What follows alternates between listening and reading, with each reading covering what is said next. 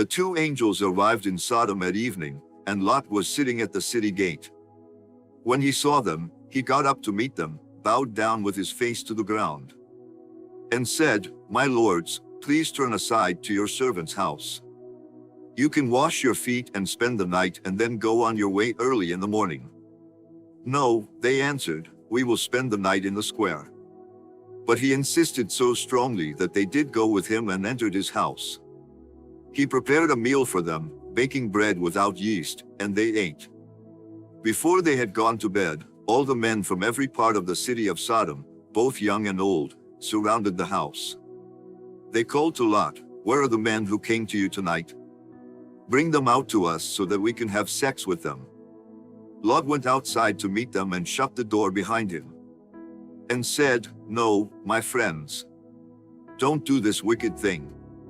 Look, I have two daughters who have never slept with a man. Let me bring them out to you, and you can do what you like with them. But don't do anything to these men, for they have come under the protection of my roof." "Get out of our way," they replied. "This fellow came here as a foreigner, and now he wants to play the judge. We'll treat you worse than them." They kept bringing pressure on Lot and moved forward to break down the door. But the men inside reached out and pulled Lot back into the house and shut the door. Then they struck the men who were at the door of the house, young and old, with blindness so that they could not find the door. The two men said to Lot, "Do you have anyone else here, sons-in-law, sons or daughters, or anyone else in the city who belongs to you? Get them out of here, because we are going to destroy this place.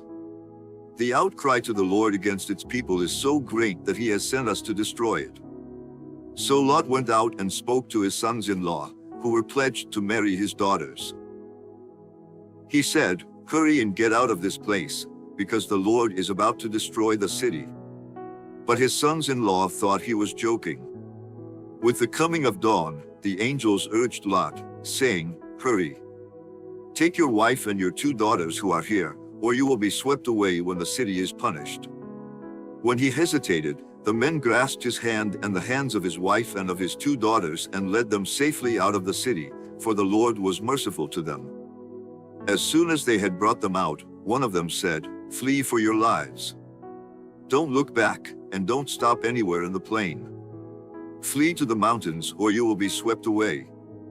But Lot said to them, "No, my lords, please. Your servant has found favor in your eyes, and you have shown great kindness to me in sparing my life. But I can't flee to the mountains. This disaster will overtake me, and I'll die. Look, here is a town near enough to run to, and it is small. Let me flee to it. It is very small, isn't it? Then my life will be spared." He said to him, "Very well, I will grant this request too. I will not overthrow the town you speak of.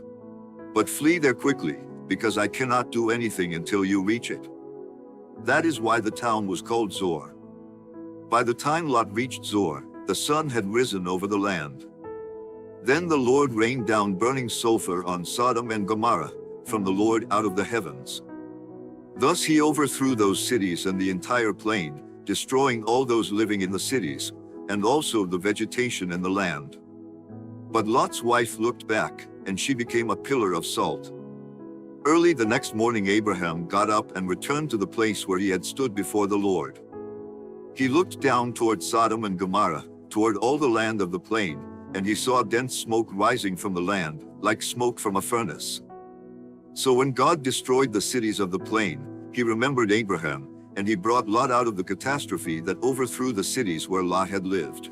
Lot left Zor with his two daughters and settled in the mountains, for he was afraid to stay in Zor. He and his two daughters lived in a cave. One day, the older daughter said to the younger, "Our father is old, and there is no man around here to give us children, as is the custom all over the earth. Let's get our father to drink wine and then sleep with him and preserve our family line through our father." That night they got their father to drink wine, and the older daughter went in and slept with him. He was not aware of it when she lay down or when she got up. The next day the older daughter said to the younger, "Last night I slept with my father. Let's get him to drink wine again tonight, and you go in and sleep with him so we can preserve our family line through our father." So they got their father to drink wine that night also, and the younger daughter went in and slept with him. Again, he was not aware of it when she lay down or when she got up. So both of Lot's daughters became pregnant by their father. The older daughter had a son, and she named him Moab.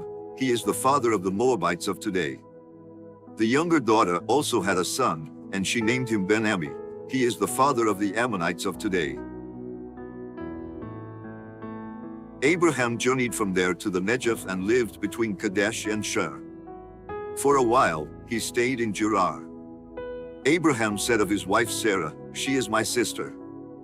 Then Abimelech, the king of Gerar, had Sarah brought to him.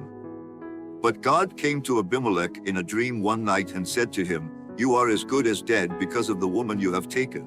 She is a married woman." Now Abimelech had not gone near her, so he said, "Lord, would you destroy an innocent nation?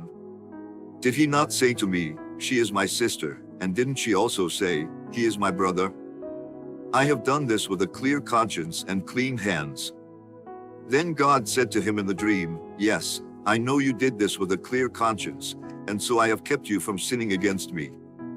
That is why I did not let you touch her. Now return the man's wife, for he is a prophet, and he will pray for you, and you will live.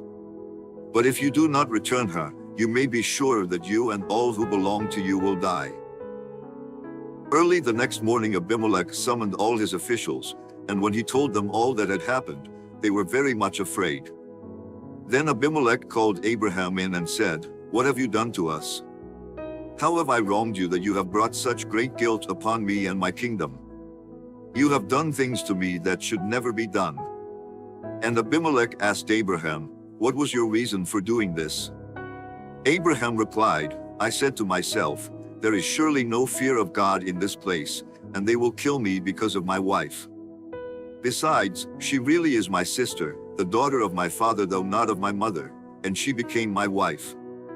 And when God had me wander from my father's household, I said to her, This is how you can show your love to me. Everywhere we go, say of me, he is my brother.' Then Abimelech brought sheep and cattle and male and female slaves and gave them to Abraham, and he returned Sarah his wife to him. And Abimelech said, 'My land is before you, live wherever you like.' To Sarah he said, 'I am giving your brother 1,000 shekels of silver. This is to cover the offense against you before all who are with you. You are completely vindicated.' Then Abraham prayed to God, and God healed Abimelech, his wife, and his female slaves so they could have children again, for the Lord had kept all the women in Abimelech's household from conceiving because of Abraham's wife Sarah.